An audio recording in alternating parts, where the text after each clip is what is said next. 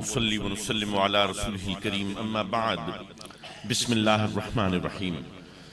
हाज़िर मोहतरम, ये सबसे पहले वक्त बहुत बीत गया और मैं सिर्फ 10 से 12 मिनट में अपनी बातचीत को इख्तिताम करूँगा। सबसे पहले तो ये कि मैं मुबारकबाद देता हूँ कि जंगल में मंगल किया है या सहरा में मंगल किया है, मुझे नहीं पता क्योंकि हमारे दौर में जब मैं यहाँ पे होता था तो सहरा ही होता था। अब माशाल्लाह ज़मीनें आबाद हैं जी चौलिस्तान की। तो ये जंगल में मंगल कर दिया आपने। उलमा यहाँ पे तशरीफ़ रखते हैं। मेरे जहन में ये नहीं था कि मेरी कोई बातचीत उलमा के सामने हो रही होगी।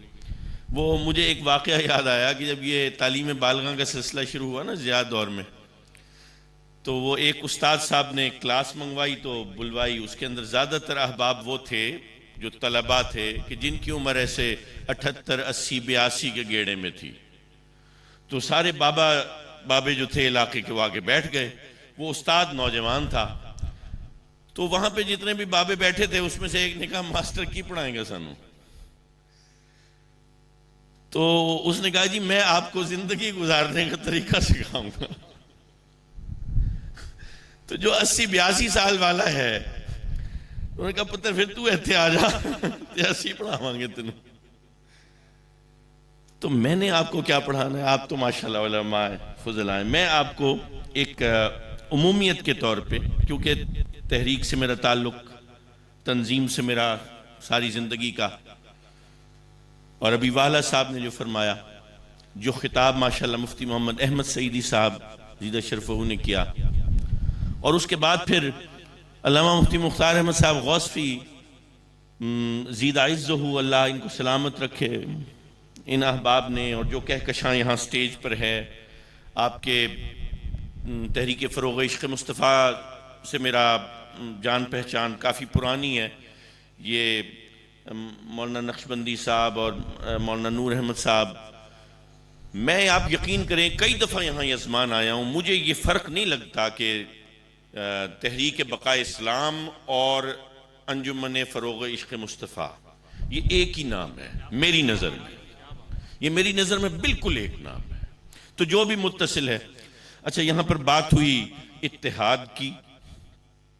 ये याद रखिएगा मेरी बात, मैं चूंकि आलिम तो नहीं हूं लेकिन तंजीम से और तहरीक से मेरा ताल्लुक है। मैंने सारी जिंदगी की ही तंजीम है। जब तक आप तादाद में ज्यादा हैं आप मुत्तहिद नहीं हो सकते।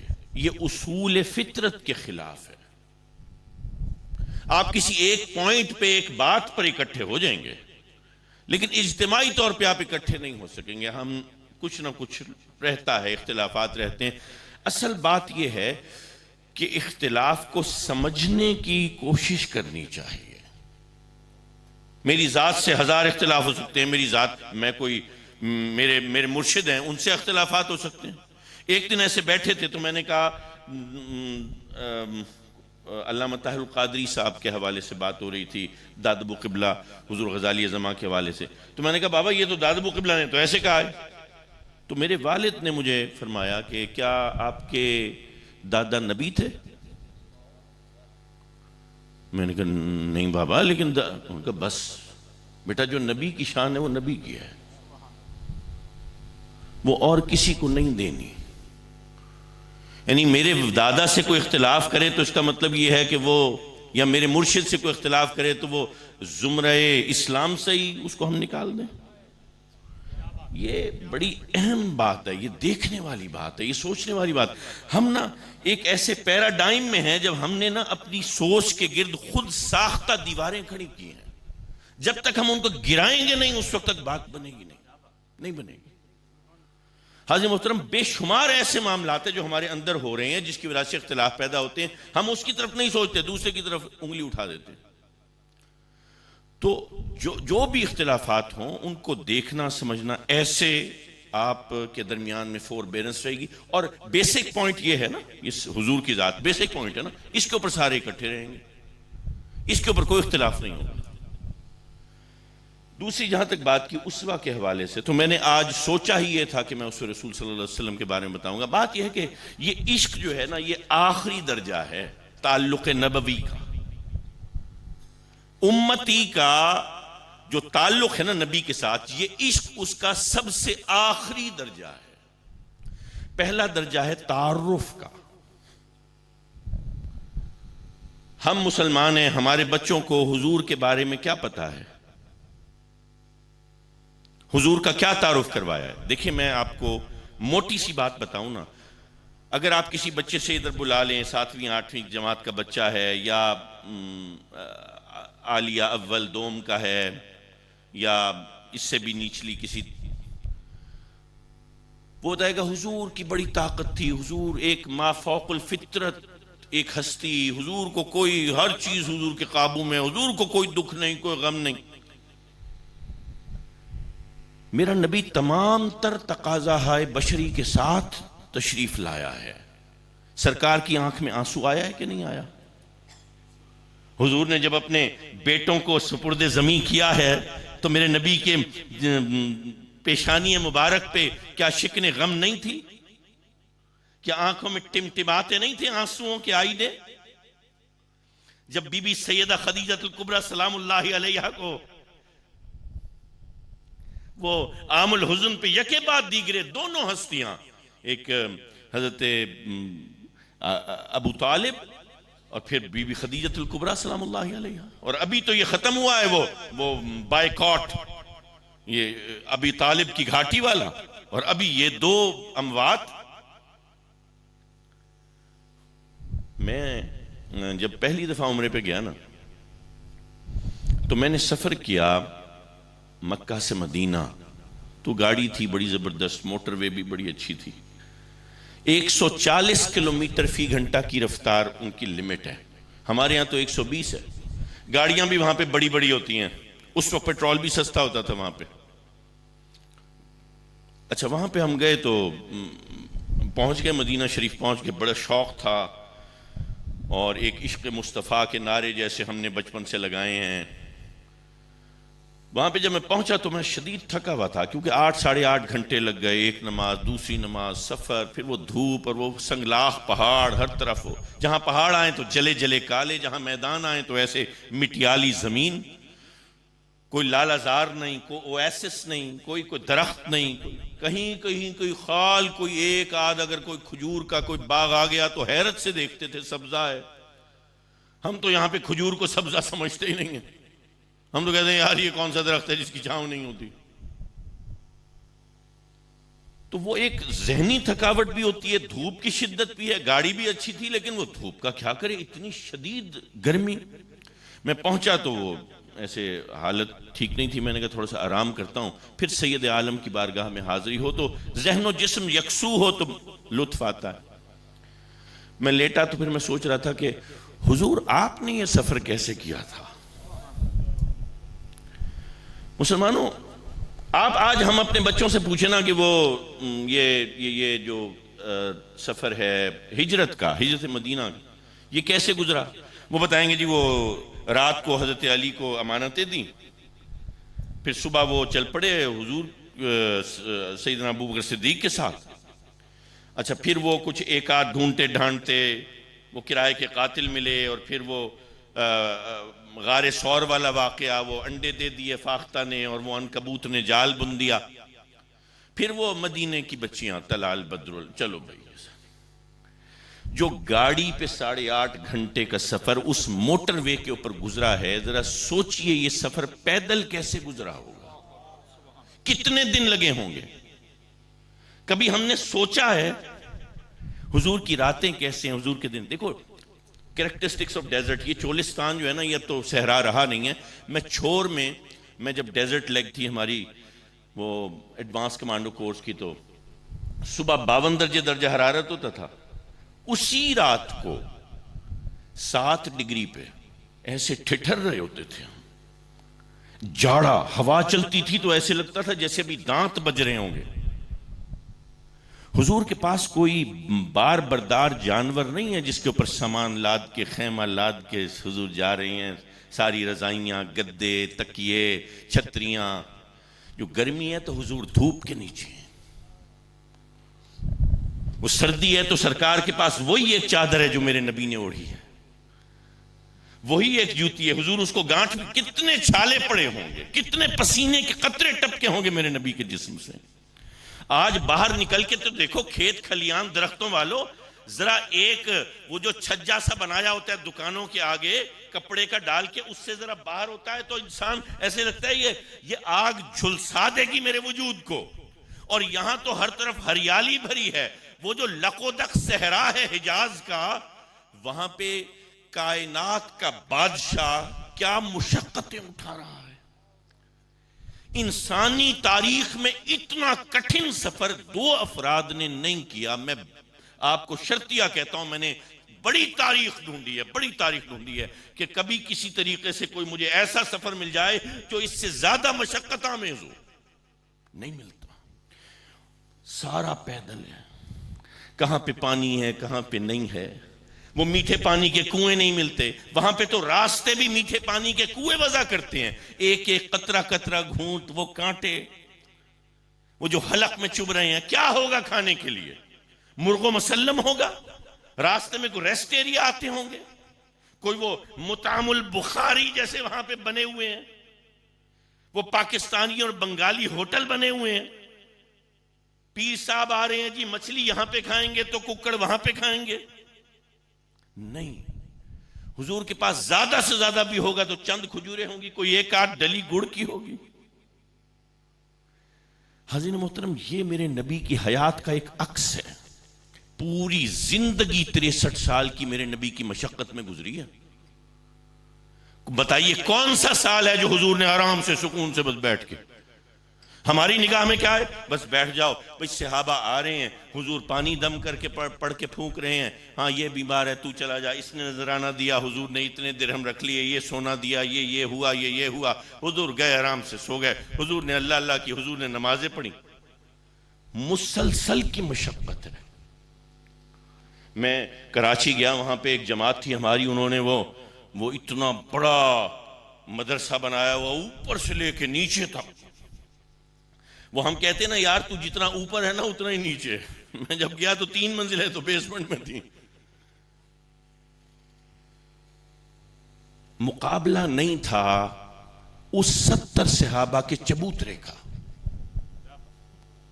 यार आप देखें, हम तो आज तक यही कहते हैं यार दे दो, पैसे दे दो, गांव के लोगों को इकट्ठे कर लो, पैसे दे दो, हम ये बना लें, ये जी बन जाएगा, ये छत नहीं पड़ी, आपको शर्म आनी चाहिए, वुजू खाना नहीं बन रहा, ये नहीं हो रहा। वो जब मौलवी साहब बोलते हैं ना जब माइक के ऊपर, तो फिर वो गांव के जमींदारों की ऐसी तैसी फेर देते हैं। इन्हें चबूतरा है, चबूतरे पे वो बच्चे बैठे हैं जो भूखे हैं। मेरा आका उनको खाने के आदाब सिखा।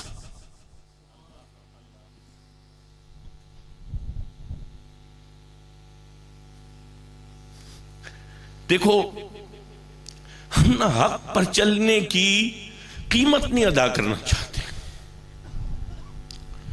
हक पर चलने की कीमत देनी पड़ती है। जब तक देखो मेरा रिश्ता मेरे रब से ना लालच का है और खौफ का है। मैं नमाजें पढ़ूंगा, हाँ ये जो है ये छीन न ले अल्लाह, मुझे पता है वो बड़ा ताकतवर है। मैं नाफरमानी करूंगा वो छीन लेगा। इम्तिहान आने शुरू होते हैं, बच्चा जो है ना नमाजें शुरू कर देता है, वजीफे, पीर साहब को वजीफा बता दो, क्योंकि उसको पता है कि मैंने ये इसकी बंदगी करनी है, ये फिर मुझे देगा। एक लालच है, एक खौफ है। ये रिश्ता बनाया है हमने। नबी ने ये रिश्ता नहीं बनाया था। देखो नबी ने सिखाया क्या है।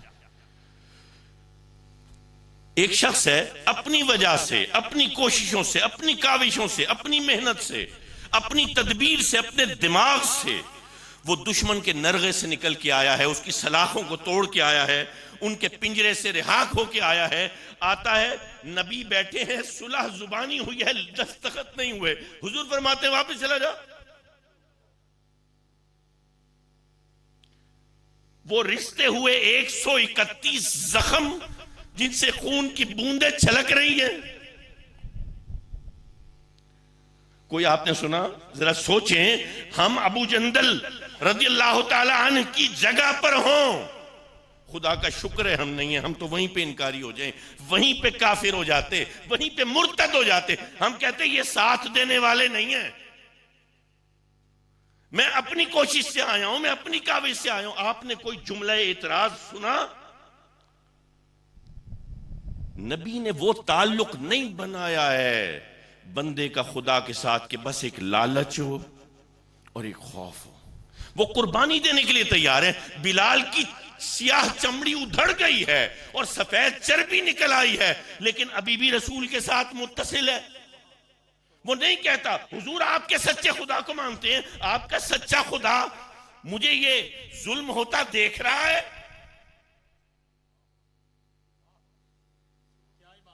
देखो ऐसे ये तारुफ है, ये सच। हुजूर को लालच दिया जा रहा है, हुजूर को औरतों का लालच, सरदारी का लालच, माल का लालच, पैसे का लालच, गुलामों कनीज का लालच। हुजूर ठुकरा रहे हैं कि ये तो इंसानियत की तहकीर है, हमें कबूल है।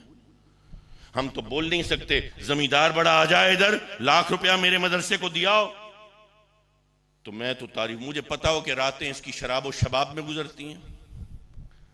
सबसे पहले हमें यह मानना पड़ेगा कि हम हुजूर के कालिब में ढले ही नहीं हैं।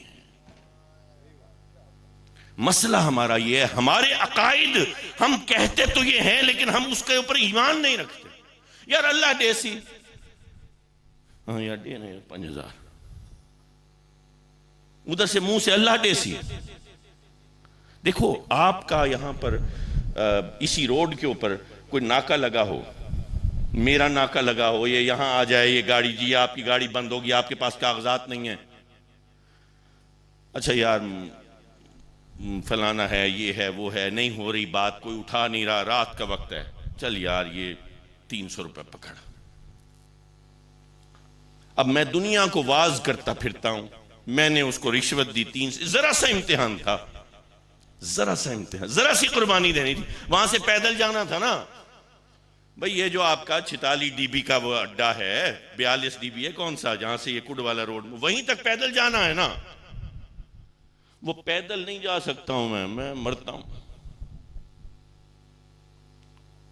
वो जो मदीने के लोग हैं वो भूखे हैं, प्यासे हैं, उनके ऊपर एक और इम्तिहान आ गया, वो मक्का के सरदार आ गए, अब वो जान आवर लोग हैं, उनके पास रिस्क की फराखी है। ये मदीना के वो हैं जिनकी पसलियां नजर आती हैं, ये गरीब लोग हैं, इनके घरों की छतें कच्ची हैं, टपकती हैं, इनके दरवाजे भी नहीं हैं, वो पर्दे लटक रहे हैं, वो भी छिज गए हैं हवा के दोष पर फड़फड़ाते हुए। वो दो लुक़मे, वो सारे वाकयात आपने सुने। कोई इतराज सुना? हुजूर आपके मानने वाले हैं, आपका खुदा देने वाला है और हम ये कसम पुरसी। वो अबू तालिब की घाटी में जड़े उबाल उबाल के खा रहा है मेरे नबी का खानदान, मन्नो सलवा नहीं उतर रहा, मैं छूके भूखे पे लगा हूं। पीर साहब ये कदम रख दें मेरी दुकान में, तो बस पीर साहब ने आया, उसके बाद फिर मैंने ऊंचा बेचा, नीचा बेचा, नाजायज मुनाफा कमाया, माल का ऐब छुपा के पीर साहब आ गए ना, बरकत थी से। ऐसे नहीं है। मुझे सबसे पहले अपने अंदर उतारना है रसूल की जात को, और जब ये उतरेगी तो फिर मुझे इससे फर्क नहीं पड़ेगा कि हाँ मेरे मदरसे का चबूतरा है नहीं है, दीवार है नहीं है, मैंने ये ठेके बना लिए अपने। ये जब हमारे ठेके बनेंगे तो बस फिर बात खत्म होगी। असल प्रोडक्ट जो है ना हमारी, वो मस्जिद और मदरसे की कंक्रीट स्ट्रक्चर और इमारत नहीं है। हमारी असल प्रोडक्ट जो है वो एक इंसान है जो नबी की तालीम पर हो। असल प्रोडक्ट ये है। ये तारुफ जब अच्छा होगा फिर तारुफ के साथ अदब आएगा। जैसे जैसे तारुफ सही होगा अदब खुद ब खुद आएगा। ये बिल्कुल साथ साथ नहर के दो किनारों के साथ जाता है, और ये फिर जब जैसे जैसे मारिफत की सीढ़ियां चढ़ता जाएगा ये इश्क में तब्दील हो। ये कमाल हुस्न हुजूर है कि गुमान नक्स जहां में। मेरा नबी हार नहीं मान रहा, मेरा नबी अनफ्लिंचिंग कैरेक्टर है। मतलब 40 साल की यगाना रोज मेहनत है, किरदार का मेयार बनाया है इंसानियत के लिए। कभी आप सोचें, आप रोजा रखते हैं, रोजे में कितनी एहतियात करते हैं, कोई ऊंच नीच ना हो जाए, कोई जुबान से कोई गलत लफ्ज ना निकल जाए। 40 साल मेरा नबी इंसानियत के लिए, इंसानों के लिए, क़यामत तक के इंसानों के लिए मेयार बना रहा है, क़यामत तक के इंसानों के लिए। तो जरा सोचिए एहतियात का क्या आलम इख्तियार किया होगा सरकार दो आलम ने। आंखें उठानी कब है, झुकानी कब है, कलाम कैसे, ताम कैसे, कदम कैसे उठाना है, इस्तिराहत कैसे फरमानी है, जलसा कैसे करना, बैठना कैसे, खड़ा कैसे होना, क़याम कैसे, इबादत कैसे, हया के पैराए क्या हैं, लिबास कैसा। वो 40 साल का ऐसा रोजा है गोया कि जिसके ऊपर इंसानी आंख शश्तर है। और उसके बाद जब तबलीग हुई है तो कितने वोट पड़े? 3। इन 3 वोट के बाद, वो भी वोट अगर देखा जाए तो अजीम हस्तियां हैं, लेकिन ताल्लुक नबवी के हवाले से देखा जाए तो उनका वजन ही नहीं है। एक ज़ौजा है, एक वो है जो बचपन से ही किसी बुत को खुदा नहीं मानता था, जो नाक तोड़ आता था, और एक वो है जो बेटों जैसा भाई, जो पला ही मेरे नबी के दामाने आतिफत में है, और जो है भी कम सिन। ये 3 वोट पड़े, कोई शिकवा, कोई गिला। मेरा नबी ऐसे, वो इब्तिदाई दौर में जब 7, 8, 10 मुसलमान थे ना, तो छुप के निकलते थे। देखिए आपको ज्यादा पता है ना, मैं तो आलिम नहीं हूं, मैं तो एक छोटा सा अदना सा, हमें क्या पता मरफू क्या है, मौकूफ क्या है, हमें क्या पता तकरीर क्या है, असर क्या है। वो छुप के निकलते थे, ऐसे चेहरों को ढांप के निकलते थे, कोई देख ना ले, इधर उधर देख के हुजूर की बारगाह में आते थे, तालीम करते थे। उसके बाद फिर तालीम हासिल करने के बाद जब निकलते थे तो फिर दाएं बाएं गली में देखते थे। यानी ये आलम था कि कोई अलल ऐलान अपने ईमान का ऐलान नहीं कर रहा था। ये हालात, और फिर वो जुल्म, वो जबर, वो कांटे चुभे हैं मेरे नबी के तलवों में, वो क्या क्या बातें कही हैं। वो ताइफ के लालाजार के अंदर मेरे नबी को पत्थर तक, हम में से आज तक खुदा की कसम कोई जुबान से कुछ कह दे तो बुरा लगता है, कोई पत्थर उठा के मार दे तो हम कत्ल ही कर दें उसको। उस सैयद आलम, उस हस्ती को, ये है किरदार मेरे नबी का। जब तक ये किरदार नहीं, अब देखो 40 साल तो कैरेक्टर बिल्डिंग हुई है ना, 40 साल तो किरदार की एक इमारत को सामने किया गया। इंसान होता क्या है, अहसन तकवीम का मजहर क्या है। ठीक है, मेयार बहुत बुलंद है, हम वैसे नहीं हो सकते, करीब तर तो हो सकते हैं। ये आखिरी बात करता हूं। हुआ यह कि मैं डेप्टी डायरेक्टर प्रोक्योरमेंट था, डायरेक्टरेट जनरल प्रोक्योरमेंट GHQ में, फौज के लिए पेट्रोलियम, ऑयल्स एंड लुब्रिकेंट्स की खरीदारी करता था। और एक साल में कितनी खरीदारी होती है, इसका अंदाजा आप एक ऐसे बात से कर लें कि अगर एक आर्मर्ड डिवीजन जो है उसके सारे टैंक एक वक्त स्टार्ट कर दिए जाएं और ड्राइवर जो है वो सिर्फ एक्सेलरेटर पर एक पूरा थ्रॉटल दे के बंद कर दे तो 60 लाख डीजल जल जाता है। 60 लाख लीटर डीजल जल जाता है। तो मुझे साल के लिए कितनी प्रोक्योरमेंट करनी होती होगी, कितनी लीटर्स में, हजारों लाखों लीटर्स में, और हर महीने वो सारा। तो ये PSO वाले थे और टोटल, एक आध और कंपनी है, ये जो ग्रीन जिनका लोगो होता है, ये कौन से होते हैं, जो सब्ज रंग, PSO तो होता है एक, वो हमारे घर के साथ भी है ना, एक टोटल वालों का, एक आगे भी एक बना हुआ है, अभी जहन में नाम नहीं आ रहा। हाँ? अटक पेट्रोलियम, इनके साथ हमारा ज्यादा वो बिजनेस रहता था। तो एक दिन पीएसए वालों ने कहा सर आप आए, हम आपको फ्लीट कार्ड निकाल रहे थे। तो मैंने कहा भी आपका कैसे फंक्शन करता है। तो पेट्रोल पंप्स के ऊपर गए, वहां पे उन्होंने इत्तेफाक से कुछ चेक भी करना था। एक पेट्रोल पंप पे गए तो वहां पे जनाब उनका वो जो पैमाना था ना, उसमें पता चला कि जी ये 1000 मिलीलीटर होना चाहिए 1 लीटर में ना। तो 1000 जब उन्होंने पैमाना किया तो उसमें 13 ml कम था, तो उसको जुर्माना कर दिया। अच्छा खासा जुर्माना किया, आप 3-4 लाख रुपए जुर्माना कर दी। फिर एक पेट्रोल पंप में गए, ऐसे चलते गए, कहीं पूरा था, कहीं कुछ लोगों ने और ज़्यादा ईमानदारी भी की हुई थी, थोड़ा सा ज़्यादा भी था बाज़ जगहों पे। ऐसे ईमानदार लोग हैं, अच्छे लोग हैं। एक जगह पे गए तो वहां पे ना 3 ml कम था, सिर्फ 3 ml, यानी 9997 ml उसका था। तो उसने सिर्फ एडमोनिशमेंट की, लेटर दिया कि आप ये पूरा कर लें, नहीं तो आपके खिलाफ कार्रवाई करेंगे, आपको जुर्माना करेंगे। मैंने कहा ये क्या, चोरी तो चोरी होती है। मैं वो टिपिकल फौजी माइंड, चोरी तो चोरी होती है, चोरी तो चोरी होती है, यो हाथ काटना है ये भी चोरी है। 13 ml कम है तो ये 3 ml कम है, बात तो एक ही है। कहेंगे नहीं, वो मेयार के करीब तर था।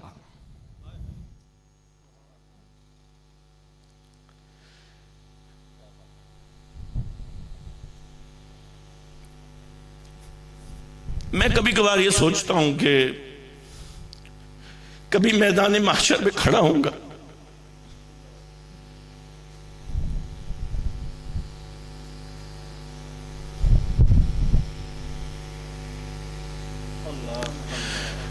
तो कोई फरिश्ता मुझे ये ना कह दे तो तू कहता तो अपने आप को नबी का उम्मती है, कोई एक अदा, कोई एक अक्स, कोई एक रंग नबी का तेरे अंदर है।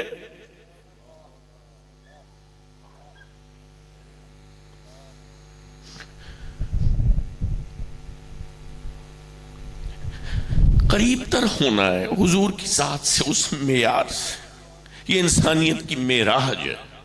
इंसानियत मजबूर है इस जात को जानने के लिए। जब तक इंसानियत इस जात को नहीं जानेगी, इंसानियत उरूज नहीं पाएगी, नहीं पाएगी। जिल्लत, जिल्लत, मैं इंसानियत की बात कर रहा हूं, मैं मुसलमानों की बात नहीं कर रहा। और जब इंसानियत जान जाएगी तो फिर ईमान भी आएगा, इश्क भी आएगा। और यह जिम्मेदारी इत्तेफाक से आपके ऊपर है। तो ये जो उस्वा रसूल है, ये जो सीरतुन नबी है, हमारा मसला यह है कि कहीं पर सीरतुन नबी आ जाए ना, हम कहते हैं अच्छा ये तो उस मसलक के लोग हैं, बस। वमा अलैना इल्लल बलाग।